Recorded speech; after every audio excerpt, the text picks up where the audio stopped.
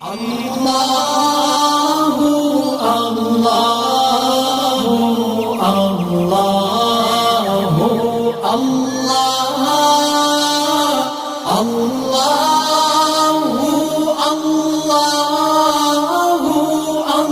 اللہ الحمدللہ الذی خلق الانسان ملک الدیان والصلاة والسلام علی محبوب الرحمن وعلی آلک یا سیدی یا صاحب القرآن کما قال اللہ تعالی فی القرآن المجید والفرقان الحمید یا ایہا الذین آمنوا اذکروا اللہ ذکرا کثیرا وسبحوا بکرۃ واسیلا۔ سورۃ الاحزاب 33ویں سورت آیت نمبر 41۔ اے ایمان والو، تم اللہ کا کثرت سے ذکر کیا کرو اور صبح و شام اس کی تسبیح کیا کرو۔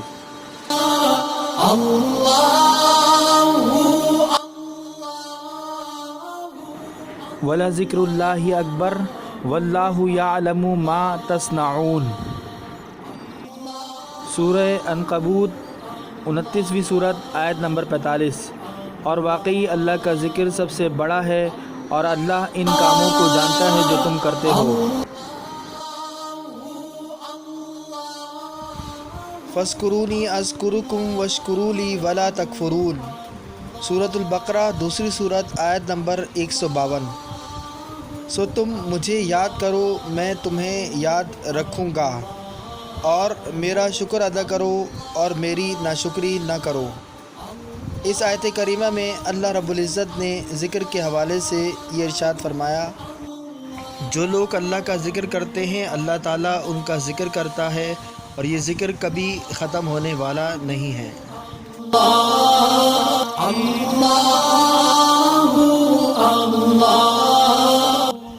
الذین آمنوا وتطمئن قلوبہم بذکر اللہ، الا بذکر اللہ تطمئن القلوب۔ سورۃ الرعد سورت نمبر 13 آیت نمبر 28۔ جو لوگ ایمان لائے اور ان کے دل اللہ کے ذکر سے مطمئن ہوتے ہیں، جان لو اللہ ہی کے ذکر سے دلوں کو اطمینان نصیب ہوتا ہے۔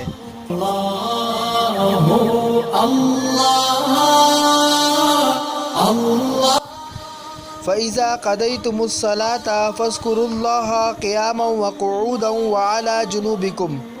سورۃ النساء 4 سورت آیت نمبر 103۔ پھر اے مسلمانوں، جب تم نماز ادا کر چکو تو اللہ کو کھڑے اور بیٹھے، اپنے پہلو پر لیٹے، ہر حال میں یاد کرتے رہو۔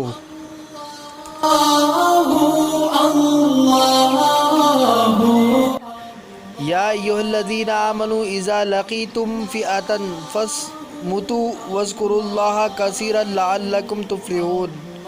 سورۃ الانفال 8ویں سورت آیت نمبر 45۔ اے ایمان والو، جب دشمن کی کسی فوج سے تمہارا مقابلہ ہو تو ثابت قدم رہا کرو اور اللہ کو کثرت سے یاد کیا کرو تاکہ تم فلاح پا جاؤ۔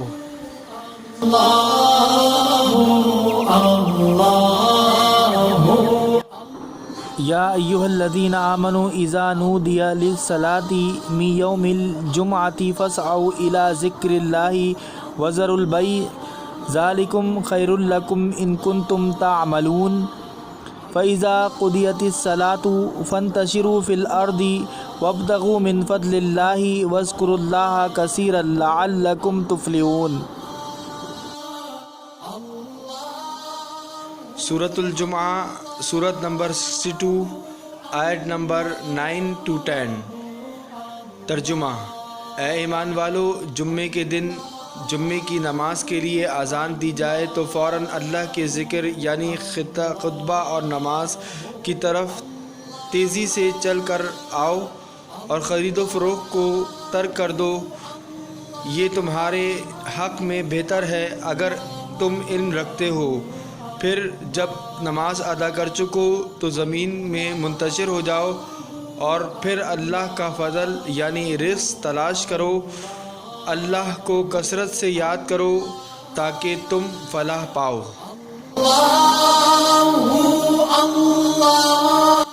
امام ترمذی نے ابو داود میں ذکر کی فضیلت میں حضرت عبداللہ بن بصر رضی اللہ تعالی عنہ سے روایت کیا ہے، ایک آدمی نے حضور علیہ الصلوۃ والسلام سے عرض کیا، یا رسول اللہ صلی اللہ علیہ وآلہ وسلم، اسلامی احکام مجھ پر غالب آ گئے ہیں، آپ صلی اللہ علیہ وسلم مجھے کوئی ایسا عمل بتائیں جسے میں انہماک سے کرتا رہوں۔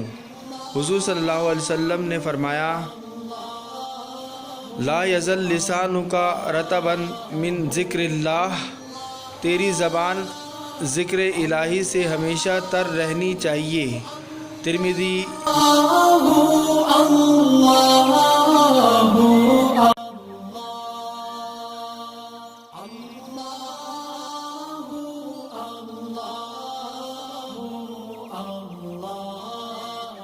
صحیح بخاری اور صحیح مسلم میں حضرت ابو ہریرہ رضی اللہ تعالی عنہ سے مروی ہے، حدیث قدسی ہے۔ حضور صلی اللہ علیہ وسلم نے فرمایا کہ اللہ جل جلالہ کا ارشاد ہے، انا عند الظن عبدی بی وانا معا اذا ذکرنی فان ذکرنی فی نفسی ذکرتہ فی نفسی وانی ذکرنی فی ملاء ذکرتہ فی ملاء خیر منہم۔ ان تقرب الی بشر تقربت الیہ ذراعا وان تقرب الی ذراعا تقربت الیہ باعا وان اتانی یمشی اتیتہ ہرولۃ۔ ترجمہ، میں اپنے بندے کے گمان کے ساتھ رہتا ہوں، اور جب وہ میرا ذکر کرتا ہے تو میں اس کے ساتھ ہوتا ہوں، پس اگر وہ مجھے اپنے دل میں یاد کرے تو میں اسے اپنے دل میں یاد کرتا ہوں، اگر وہ مجھے کسی مجمع کے اندر یاد کرے تو میں اس سے بہتر مجمع کے اندر اسے یاد کرتا ہوں، اور اگر وہ بالش بھر بھی میرے قریب ہوتا ہے تو میں بازو کے برابر اس کے قریب ہو جاتا ہوں، اگر وہ ایک بازو کے برابر میرے نزدیک آتا ہے تو میں دونوں بازو کے برابر اس کے نزدیک ہو جاتا ہوں، اگر وہ چل کر میری طرف آئے تو میں دوڑ کر اس کی طرف جاتا ہوں۔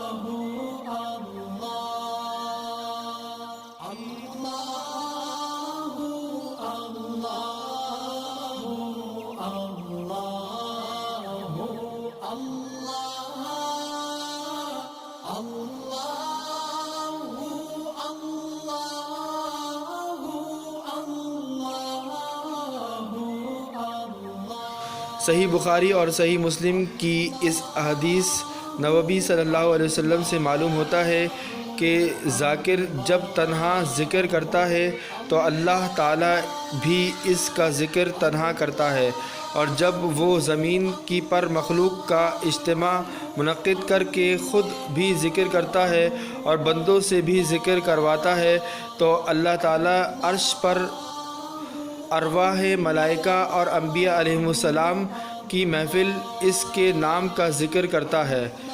جب مجلس میں بندہ ذکر کرتا ہے تو وہ کمتر ہے، کیونکہ زمین پر یہ اجتماع ہم جیسے گنہگار کا ہے، جبکہ عرش پر منعقد ہونے والا مجمع ذکر ملائکہ کا ہوتا ہے اور وہ بلند تر ہوتا ہے۔